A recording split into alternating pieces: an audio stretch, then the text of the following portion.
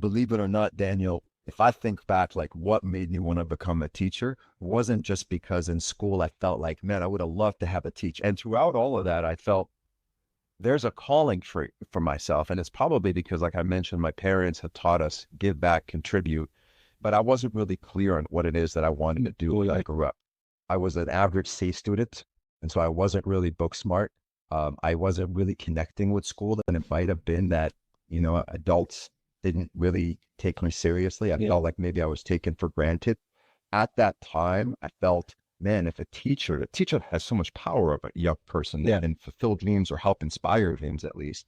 And I felt at the time, if I were a teacher and I had me as a student, like that's pretty premature as a kid to have that idea that, man, if I was a teacher, I would want to sit with me and ask me, what do you want to do? In what ways do you want to contribute? And in what ways can I help you? As opposed to just pile your ass and do your work, which I understood the value of, it just didn't click with me. And believe it or not, Daniel, if I think back, like what made me want to become a teacher wasn't just because in school I felt like, man, I would have loved to have a teacher. And I had great teachers, but what would it be like if I had a teacher who sat me down and said, what are you dreaming of and how can I support you?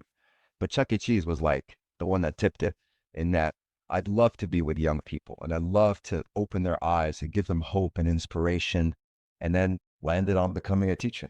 Ended up at Howard. It's hard work. But academically, it didn't click at that age, which to me is such an important lesson that, a lot of people mature at different ages. That's true. And just because a child at high school doesn't do well academically, don't close the doors that you can't contribute or learn even at a later time. Learning is a journey. Yeah. We have, as in an African tradition, that you seek knowledge from the cradle to the grave. Yeah. That it doesn't stop at high school or university. Second, it's like, why me? Like, what do you think? I'm a C student, remember. But they said, you've got the background, you've got the understanding, you've got the passion to make it the difference. Yeah. And so I went to Harvard to meet a couple of professors, and I asked, do you think that this is something that I could learn here? And they said, you're exactly who we look for.